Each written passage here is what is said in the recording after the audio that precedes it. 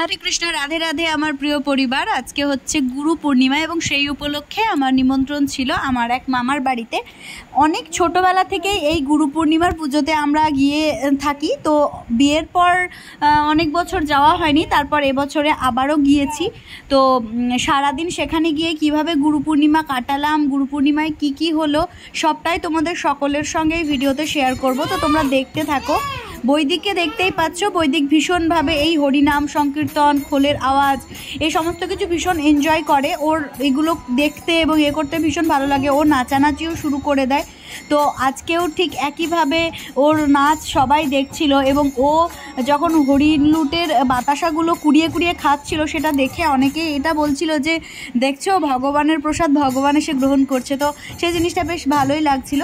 তো তারপরে এই যে তোমরা সকলেই দেখতে পাচ্ছ গ্রামের প্রায় অনেক মানুষই আজকে গুরু পূর্ণিমা উপলক্ষে উপোস ব্রত করেছেন। আমিও আজকে পুরোটাই নিরামিষ খাবার খেয়েছিলাম, কারণ আজকে গুরু পূর্ণিমার ব্রত ছিল। আমার মা তো অন্ন সেবাও করেন না, কিন্তু যেহেতু আমার এখনও দীক্ষা হয়নি তো সেই কারণের জন্য আজকে যে খিচুড়ি ভোগ হয়েছিল আমি সেটাই আজকে খেয়েছি।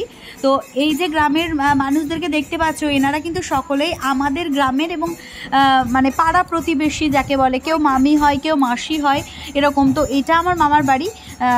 মামার বাড়ি একটু দূর সম্পর্ক, যদিও নিজের মামা নয়, কিন্তু তবুও আত্মীয়তা বলো বা ভালোবাসা বলো এই সমস্ত কিছুই কিন্তু ভীষণ আত্মীয়তার মতনই এবং অনেক ভালোবাসা আছে। সেই জন্যই যাওয়া আসা এখনও রয়েছে একইভাবে। আমার মতে একটাই কথা বলে, সেটা হচ্ছে সম্পর্ক দূরের বা কাছের বলে কিছু হয় না। সম্পর্ক হচ্ছে পুরোটাই মানে আত্মিকতা যেটার সঙ্গে জড়িয়ে থাকবে সেটাই হচ্ছে সম্পর্ক। সেটা দূর সম্পর্ক হোক কিংবা কাছের সম্পর্ক, যদি ভালোবাসা থাকে ওঠা বসা থাকে তাহলে যেতেও ভালো লাগে। তো যাই হোক আজকের ভিডিওটা তোমরাও দেখতে থাকো এবং তোমাদের কাদের কাদের বাড়িতে বা পাড়াতে গুরু পূর্ণিমার পুজো হয়েছে সেটাও তোমরা কমেন্ট বক্সে জানাতে ভুলো না।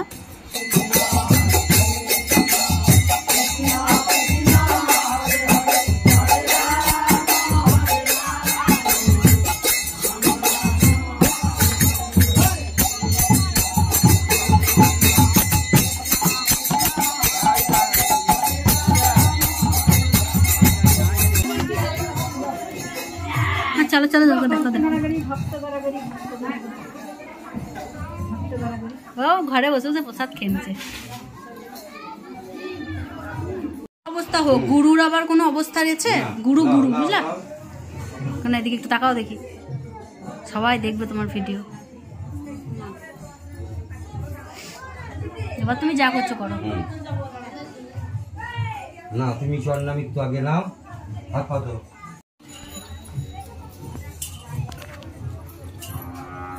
সবাই হাতে দিয়ে দেবে একটু করে।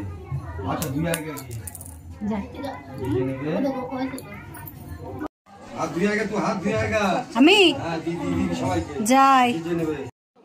তবে আজকের এই গুরু পূর্ণিমার দিনে একটা গুরু দায়িত্ব আমি পেয়েছিলাম। সেই গুরু দায়িত্ব হচ্ছে সকলের হাতে হাতে চরণামৃত দেওয়া।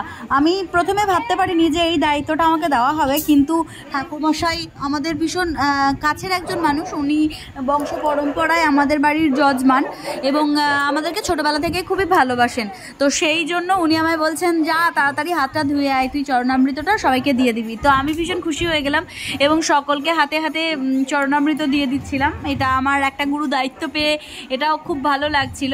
আর যারা সবাই দাঁড়িয়ে নিচ্ছিল তারাও কিন্তু আমার প্রত্যেকেই আত্মীয়ই হয়। আর আমাদের গ্রামে একটা জিনিস খুবই ভালো, সেটা হচ্ছে এখানে পাশের বাড়ি বা তার পাশের বাড়ি পাড়া তুতো এই সম্পর্কগুলো এতটাই মিষ্টি মধুর যে সবাই একে অপরের সঙ্গে মিলেমিশে থাকে।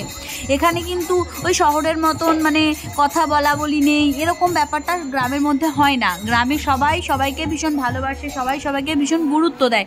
এটা আমি গ্রামে বাস করি তাই বিষয়টা জানি। আর এই যে দেখতেই পাচ্ছ গুরু পূর্ণিমার দিনের রান্না, এখানে পটলের তরকারি হয়েছিল, এখানে ভোগ হয়েছিল খিচুড়ি, আর একটু পরমান্ন ছিল, বোঁদে ছিল এবং সেই সঙ্গে ছিল টক, এবং এই যে টকের ছবি দেখতে পাচ্ছ। তো এত সুন্দর রান্না হয়েছিল সত্যি, আমি মানে খিচুড়িটা মনে হচ্ছিল শুধুই খেয়ে ফেলবো। তো এই যে আমাকে প্রসাদ দেওয়া হয়েছে, যেহেতু ঘরের মানুষ তাই এত বেশি পরিমাণে 2 মামা মিলে প্রসাদটা আমাকে দিয়েছিল যে শেষ পর্যন্ত এত প্রসাদ আমি খেতেই পারছিলাম না। আমি মনে মনেই বলছিলাম যে এত প্রসাদ কেউ দেয় একটা মানুষকে, এরপরে আবার ভোগ খেতে হবে। তো যাই হোক, প্রসাদটা যেহেতু খেতে পারছিলাম, আর প্রসাদ যেহেতু ফেলতেও নেই, তাই এখানে পাশে 2টো ছাগল ছিল, তারা খাবার জন্য ছটফট করছিল। ওদের মুখের সামনে প্রসাদের বাটিটা ধরতেই ওরা একদম কিন্তু খুব খুশি হয়ে খেয়ে নিল। আর ছোটোবেলা থেকে শুনেছি প্রসাদ কখনো মানে নর্দমায় বলো বা কোনো আস্থা করেই বলো ফেলতে নেই এবং নষ্ট করতে নেই, একটা জীবের কাজে লেগে গেল। তো এই যে বৈদিককে নিয়ে খেতে বসেছি, বৈদিককে নিয়ে খেতে বসা মানেই একটা যুদ্ধ। তবুও চেষ্টা করছিলাম যাতে ওকে নিয়ে খেতে পারি। কিছুক্ষণ পর আবার আমার মা এসে বৈদিককে আমার কাছ থেকে কোলে নিয়ে চলে গেল, এবং তারপরে আমাদের পাতে এই যে দিয়ে দেওয়া হচ্ছে মহোৎসব খিচুড়ি। এত সুন্দর একটা অভাবনীয় টেস্ট, মানে আসলে কি বলতো, এই যে ঠাকুরের নামে নিবেদিত কোনো জিনিস এতটাই মানে টেস্টি হয় সেটা হয়তো যারা ভোগ খেয়েছে তারা জানে। তারপর বাড়ি ফেরার সময় ঐশী বলছে, মা তোমার তো খুব কষ্ট হচ্ছে ভাইকে কোলে নিতে, কই আমাকে একটু দাও, আমি ভাইকে কোলে নিয়ে একটু যাই। তো সে ছেলে কি আর দাদার কোলে থাকার পাত্র, সে হচ্ছে কতক্ষণে নামবো। তো বৈদিক সেই টেনে হেঁচড়ে ঐশীকের কোল থেকে নেমে পড়লো। তারপর কিছু দূর ওরা 2 ভাইয়ে হাঁটতে শুরু করলো। যেহেতু বৈদিকের পায়ে কোনো জুতো ছিল না, তাই আমি বললাম বেশি হাঁটানোর দরকার নেই, আমাকে কোলে দিয়ে দাও। তো তারপরে আমি বৈদিককে কোলে নিলাম এবং বাকি পথটা আমি বৈদিককে কোলে নিয়ে চলে এসেছি। যেখানে গিয়েছিলাম সেখান থেকে আমার বাড়ির দূরত্ব ওই 1/2 কিলোমিটার মতন, তাও হবে না হয়তো, গুনে গুনে ওই 400 পা এরকম হবে, 400 বার পা ফেললে ওই জায়গাটায় পৌঁছানো যাবে। তো বাড়ি ফিরে এসে কিছুক্ষণ ভিডিও করা হলো, তারপরে তো ছেলেদেরকে ঘুম পাড়িয়ে আমিও একটু রেস্ট নিলাম, এবং ভিডিওটা এডিট করতে অনেক দেরি হয়ে গেল, তাই ভিডিওটা পোস্টও হচ্ছে অনেক দেরিতে। তো তোমাদের কেমন লাগলো আজকের এই গুরু পূর্ণিমার ব্লগ জানাতে ভুলো না। রাধে রাধে, হরে কৃষ্ণা।